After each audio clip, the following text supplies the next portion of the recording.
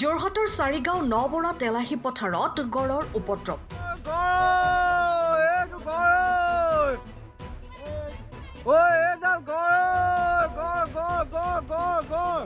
বনাঞ্চল এৰি জনাঞ্চলত প্ৰৱেশ কৰিবলৈ আৰম্ভ কৰিছে বন্যপ্ৰাণীয়ে।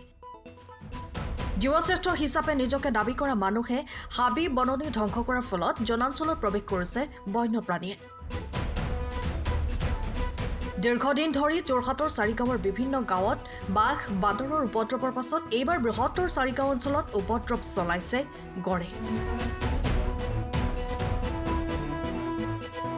এটা গড়ে যোৰহাটৰ চাৰিগাঁও অঞ্চলৰ হাতীবৰা ঢাপ, কাঠনিয়াৰকুৰি, নেওগৰ চুক, বাৰচমুৱা ভকতৰ চুক, চৰাইমুৰীয়া আদি একাধিক গাঁৱত নিশাৰ পৰত উপদ্ৰৱ চলাই বিভিন্ন খেতিপথাৰ, বাম খেতি আদি ধ্বংস কৰাৰ লগতে বাৰীৰ জেওৰা আদি ধ্বংস কৰিছে।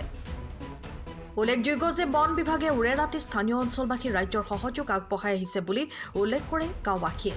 অন্যহাতে গাঁৱৰ ৰাইজ বিগত 15 দিন ধৰি বিনিদ্ৰ ৰজনী কটাবলগীয়া হৈছে। আনহাতে ৰাইজে বন বিভাগৰ সহায়ক প্ৰশংসা কৰাৰ লগতে এক সুব্যৱস্থা গ্ৰহণ কৰাৰ অনুৰোধ জনাইছে। মই আমাৰ গাঁওখনৰ নাম বাৰচমুৱা গাঁও। গড়টো আজি প্ৰায় 15 দিনমান আগৰ পৰা এইখিনি এটুকা হাবি ফুটুকানি আছে, তাত সোমাই থাকে।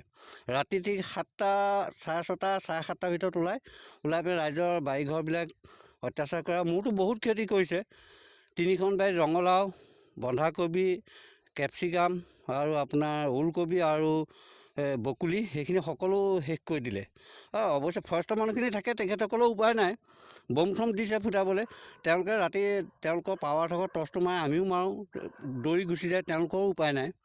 কিন্তু তেওঁলোকেও লাগি আছেতো, কিন্তু বহুত অত্যাচাৰ আমাৰ গাঁওখনত কৰি আছে। কিমান দিন ধৰি গড়টো ইয়াত আছে? প্ৰায় আজি 15-20 দিনৰ ওপৰত আছে। আৰু এইখন গাঁও নে ওচৰ চুবুৰীয়া গাঁৱলৈকে যায়? ওচৰ চুবুৰীয়া গাঁৱলৈও যায়। মানে কোন কোন গাঁও হ'ব এইখন? এই চৰাইমীয়া গাঁৱৰ ফালে যায়, কাঠনিয়াকুৰি, হাতীবৰা ঢাপ, ভকতৰ চুক, কটহাবৰীয়া, সেই অঞ্চল সকলোতে মানে তেলাহী পথাৰখনৰ চাৰিওকাষত যিমানখিনি গাঁও আছে সকলোতে অত্যাচাৰী কৰি আছে। মানুহৰ অত্যাচাৰ গৈছে নেকি? মানুহক নাই কৰা, জীৱ জন্তু ধৰক তেনেকুৱা জীৱ জন্তু নাই কৰা। অকল খালি সি দিনত নোসোমায়, দিনত হাবিত সোমাই থাকে, ৰাতি ওলাই পেলাই গোটেইখিনি নষ্ট কৰে। আপোনালোকে বন বিভাগ কি কৰিব এতিয়া? অনুৰোধ কি জনাব এই ক্ষেত্ৰত? অনুৰোধ এটাই জনাওঁ যে সকলো তেওঁলোকে ব্যৱস্থা এটা কৰি ইয়াৰ পৰা খেদি পঠিওৱা বা কাজিৰঙাৰ ফালে উভতাই নিয়া ব্যৱস্থাটো কৰক। তাতকৈতো অন্য একো কৰিব নোৱাৰে। অৱশ্যে তেখেতসকল সদায় ৰাতি থাকেহি দেই। আমি যেতিয়া খেদোঁ তেখেতসকলেও টৰ্চ মাৰে, থাকেহি তেওঁলোকো।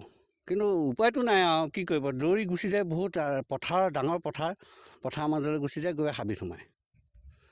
ব্যুৰ' ৰিপৰ্ট, টাইম অফ আছা। সময়ৰ খবৰ সময়ত পাবলৈ ফ'ল' কৰক টাইম অফ আছা।